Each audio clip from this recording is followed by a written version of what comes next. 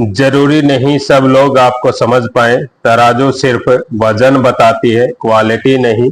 इसी के साथ टेक अमित बहरोड में राट की धरती समेत आप सभी का स्वागत करता हूं।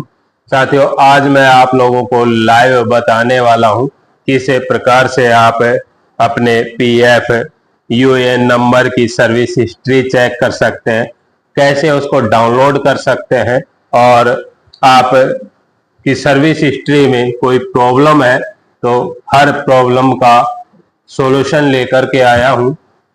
चलते हैं। सबसे पहले अपने यूएन नंबर लॉगिन कर लीजिए और यहाँ व्यू पे आपको दिखाई देगा सर्विस हिस्ट्री। इस ऑप्शन पर क्लिक कर दीजिए। जैसे आप क्लिक करेंगे, क्लिक करते के साथ ही आपने जहां जहां जितनी भी संस्था में काम किया है उन संस्थाओं की यहाँ पूरी सर्विस हिस्ट्री खुल करके आ जाएगी। और यहाँ आप देख पा रहे होंगे ऊपर ही ऊपर आपका एस्टेब्लिशमेंट नेम आता है, उस संस्था का नाम आता है जिस संस्था में आपने काम किया है, फिर उसकी एस्टेब्लिशमेंट आईडी होती है, और फिर यहाँ पे आपका ईडीएलआई में कोई पैसा काटा है तो उसकी डिटेल है, पीएफ एग्जाम से संबंधित डिटेल होती है, और फिर उन्होंने आपको जब ड्रॉप किया, रिमूव किया तो, या आपने जब जॉब छोड़ी तो उसका रीजन यहाँ पर शो होता है। जस्ट नीचे आप देख पा रहे होंगे कि यहाँ डेट ऑफ ज्वाइनिंग दी हुई है। जब संस्था में आप काम करते हैं उसकी डेट ऑफ ज्वाइनिंग यहाँ मेंशन होती है, और नीचे डेट ऑफ एग्जिट है। जब संस्था आप छोड़ते हैं तो यहाँ उसकी एग्जिट डेट मेंशन होती है।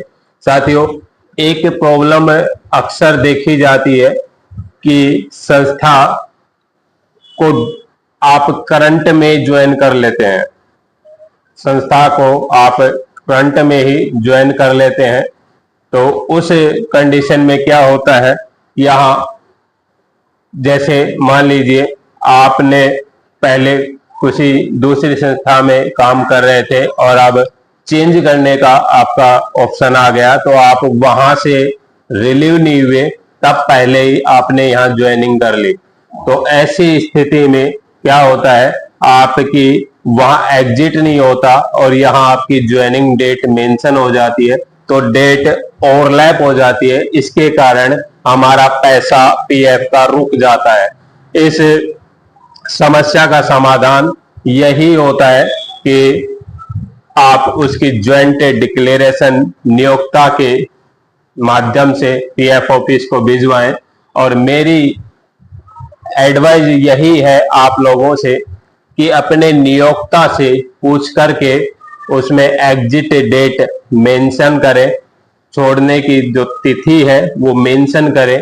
काफी एम्प्लॉय ये सोचते हैं कि संस्था के पास क्यों जाएं, हम एम्प्लॉयर के पास क्यों जाएं, हम खुद ही उसको एग्जिट कर सकते हैं, क्योंकि ये अथॉरिटी अब एम्प्लॉय को दे दी गई है।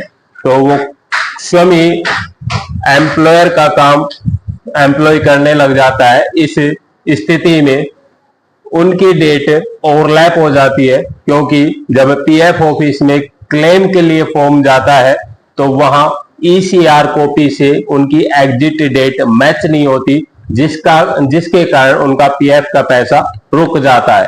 तो सिंपल मेरा यही सलाह है आप सभी कर्मचारी भाइयों से कि अपने एम्प्लॉयर की सलाह के बिना, अपने एम्प्लॉयर से बिना पूछे एग्जिट डेट मेंशन ना करें। यदि आपकी डेट ओवरलैप हो गई है, आपकी ज्वाइनिंग डेट और एग्जिट डेट ओवरलैप मेंशन हो गई है, तो अपने नियोक्ता के माध्यम से ज्वाइंट डिक्लेरेशन भिजवा करके उसे सही कर लें।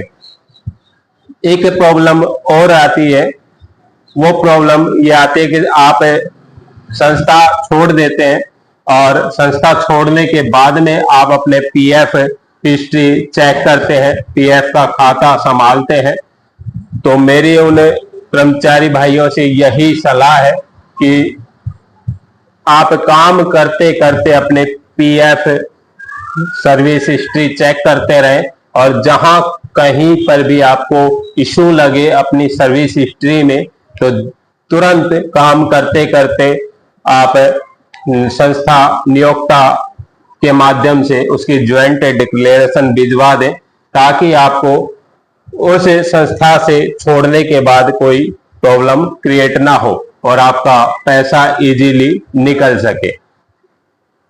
क्योंकि समस्या ये आती है साथियों, हम संस्था छोड़ देते हैं और फिर दोबारा से ज्वाइंट डिक्लेरेशन के लिए हम नियोक्ता के पास जाते हैं, तो वहां पर नियोक्ता स्पेशल हमारे काम के लिए तो बैठे नहीं है, उनको बहुत से कार्य होते हैं, तो उनको जब समय लगेगा तभी वो ज्वाइंट डिक्लेरेशन भिजवाएगा।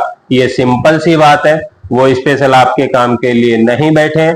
तो मेरा आप लोगों से यही सलाह है कि आप कार्य करते करते अपने पीएफ सर्विस हिस्ट्री को चेक करें, और कहीं त्रुटि हो तो उसको सही करवाएं। छोड़ने के बाद में आपको प्रॉब्लम क्रिएट ना हो।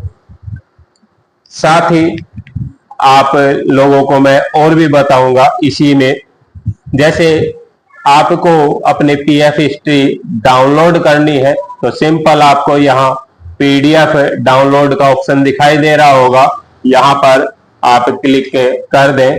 जैसे ही आप क्लिक करेंगे, क्लिक करते के साथ ही जितनी भी संस्था में आपने काम किया है उन सारी संस्थाओं का डिटेल आपके सामने आ जाएगा, और यहाँ फर्स्ट में आपको उस संस्था की मेंबर आईडी शो होगी। अंत में आपके पीएफ नंबर, जो कि 2014 से पहले जनरेट होते थे, आजकल पीएफ का काम यूएनए ले लिया, लेकिन नियोक्ता अपने मेंबर आईडी में पीएफ नंबर जोड़ करके ही कार्य करता है। यूएन नंबर अपने एम्प्लॉय को ही सरकार ने डोनेट किए हैं। आगे ये संस्था का नाम आता है, संस्था की एस्टैब्लिशमेंट आईडी आती है, किस आईडी के तहत आपका पीएफ जमा होता है, तो वो एस्टैब्लिशमेंट आईडी है। फिर जस्ट आगे यहाँ ईपीएफ डेट ऑफ ज्वाइनिंग आती है, यहाँ आपका आपने कब नौकरी ज्वाइन की, कब जॉब ज्वाइन करी, उसकी डेट आएगी। और फिर आपका आगे पेंशन स्कीम कब से लागू हुई है, ईपीएस कब से लागू हुआ है, उसकी डेट आएगी। और फिर अंत में डेट ऑफ एंडिंग आती है, कब आपका पीएफ बंद हुआ और कब आपकी पेंशन स्कीम से आप बाहर हुए। ये संस्था के थ्रू अंत में मेंशन होती है। एम्प्लॉय खुद भी मेंशन कर सकते हैं यदि उनको बिल्कुल सही जानकारी है। तो इसको डाउनलोड करने के लिए सिंपली आपको यहाँ ऊपर डाउनलोड का एक बटन दिखाई दे रहा होगा, इस पर आप क्लिक कर दीजिए। इसको एक लोकेशन दे दीजिए और उस लोकेशन को दे करके सिंपल आपको सेव पर क्लिक करना है। जैसे ही आप सेव पर क्लिक करेंगे तो आप देख पाएंगे आपकी सर्विस हिस्ट्री सेव हो चुकी है। अब आप इसको जब चाहें तब इसको इस्तेमाल कर सकते हैं। आज के लिए इतना ही। जानकारी अच्छी लगी हो तो चैनल को लाइक कीजिए, शेयर कीजिए, सब्सक्राइब कीजिए, बेल आइकन को प्रेस कीजिए ताकि आपको समय समय पर नोटिफिकेशन मिलता रहे। मिलते हैं अगली वीडियो में।